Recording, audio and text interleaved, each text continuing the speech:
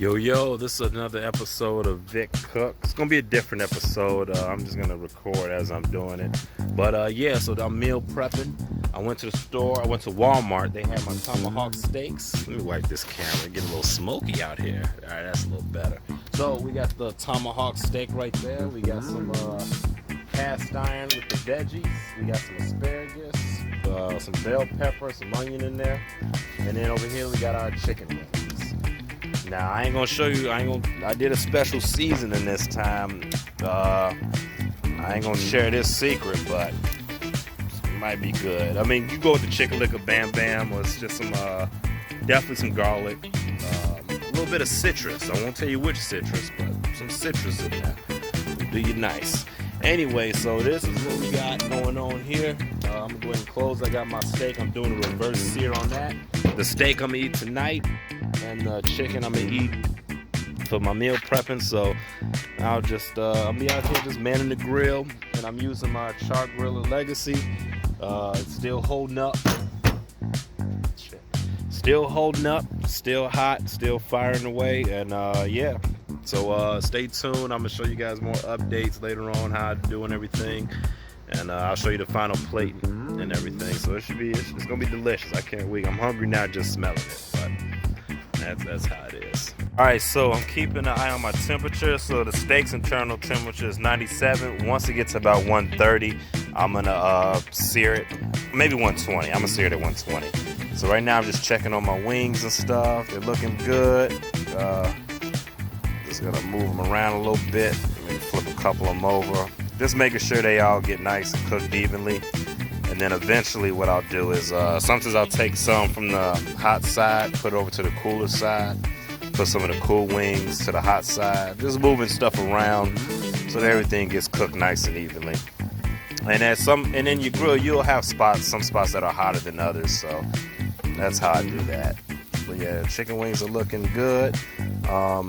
I'm actually going to get a lemon and squeeze some lemon around it. So we'll do that in a minute. Veggies are cooking. They're cooking slowly. I added some water in the bottom. So that should be doing its thing. There we go. We'll just mix that up. And veggies are looking nice and good. Steak's looking good. So yeah, we'll close this up. Alright, so the steak now is at 111. Once it gets to 120, I'm going to put it over here to sear it hot. But before we do that, I'm going to start preparing everything so I can move it over. So what I'm going to do is I got my chicken. I'm going to put my chicken up top over here. And the chicken will still, they still need to cook for a little bit longer. But right now I'm just making space on the grill. So yeah, I'm putting the chicken on the top rack. There we go. Just throw that in there. And also a little trick that I do, if I pick the chicken up here, if I move it over somewhere here, I always flip it over as I put it. I mean, that's kind of, I don't know if people do that. I've seen some people not do it, but it's just so it can cook evenly as possible on all sides. So I got all my chicken up there. My veggies are looking nice and veggie full.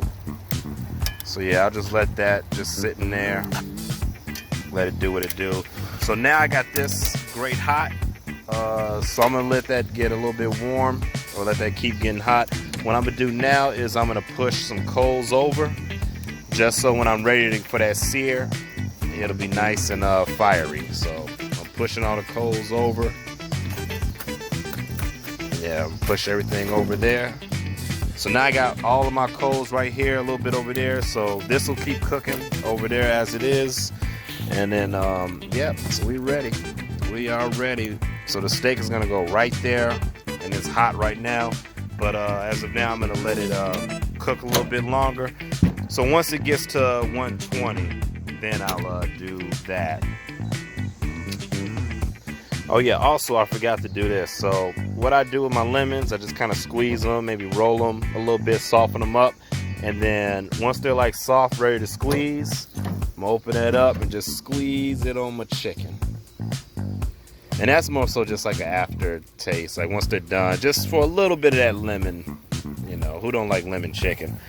And that's pretty much it. I'm gonna save that lemon. I'm gonna keep squeezing it from time to time. But from right now, we'll just wait for our steak to be ready, and then we'll be eating good soon. All right, so we got 120 degrees exactly. So what I'm going to do now is I'm going to take this temperature probe out because I don't need to. It's pretty much good now. I can eat it at 120, but I like it around usually 130-ish, whatever medium or rare, medium rare is or rare. I don't know, but 120 is good enough for me. So then I'm just going to put it right over here and let it. There we go. Let it get a nice sear on it.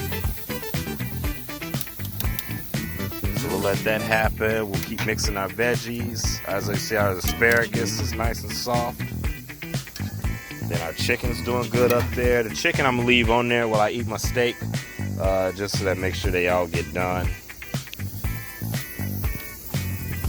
But yeah, steak doesn't really taste good the next day, so that's why now we're doing the. We're gonna eat the steak today. And then the next couple of days we'll meal prep with all our veggies and stuff. And we also got some leftover rice that I'm gonna add to this. So it's gonna be a nice good meal. So pretty much with the steak, what I do is I let it get on that side, let it sizzle, sear, and then I'll flip it.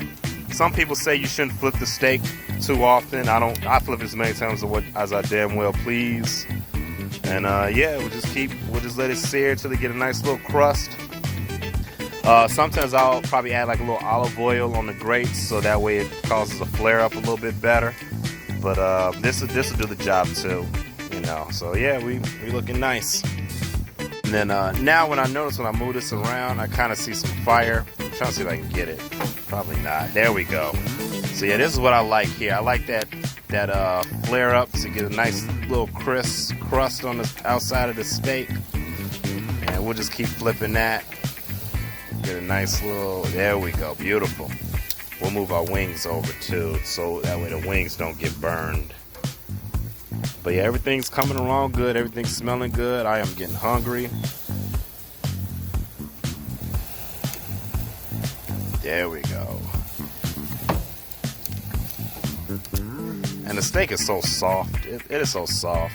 So yeah, I can't wait. And the great thing about this is you don't have to let it rest because you already did the reverse sear method, so you don't really have to let it rest to let the juices kind of do its thing because it's already been doing that. So this is just like a quick sear. And no, it could be done now, but I like to get a little bit more. So yeah, we rocking now. Yeah, there we go.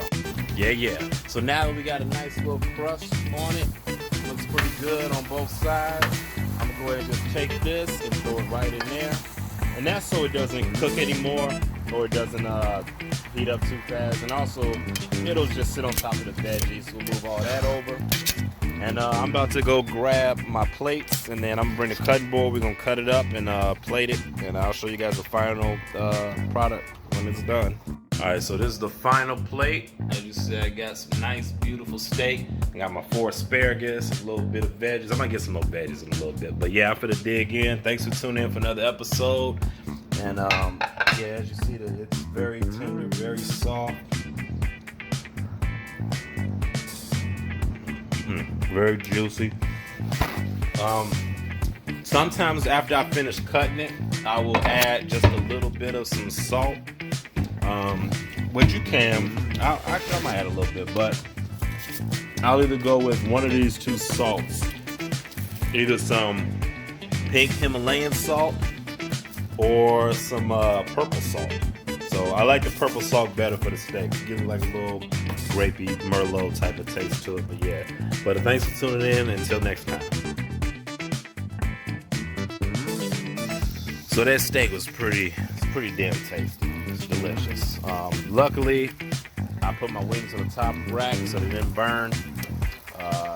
So I kind of forgot about them for a minute, but now we back at it. We eat a good meal and we are back at it. So pretty much the wings look good to go. I'm just gonna keep hitting it with some lemon from time to time, and then what I'm gonna do now is I'm gonna clean up the area, get my bowls out, and then the wings are pretty much done, and then yeah, we'll prep everything, and then we good to go. But thanks for tuning in. Actually, I'll show you guys a final picture of the meal prep once it's done. But yeah, definitely hit the like, hit the subscribe button for more recipes. And yeah, just tune in, stay tuned. I'm gonna be chefing it up all summer. I actually might do like a little bit of a challenge, like put a food item in the comments, and I'm gonna grill it, no matter what it is. You know, I'm at the point now I can grill anything. I might even grill a soup one day. Who knows? All right, so this is the final. Excuse the little rice on the side, but anyway, this is the meal prep that I'm gonna take to work tomorrow. I got some leftover rice I put on the bottom. Got the veggies in here, three pieces of chicken wings, and I got a little lemon in there just for flavor. But yep, that's how we do it. And I got some more food over here. I'm a bowl that up, put that all nice and together. And then I still got some leftover steak that this will be a nice little midnight snack for me. You know, we'll go ahead and eat it and dig in on this a little, take a couple bites. And we're really juicy, really juicy.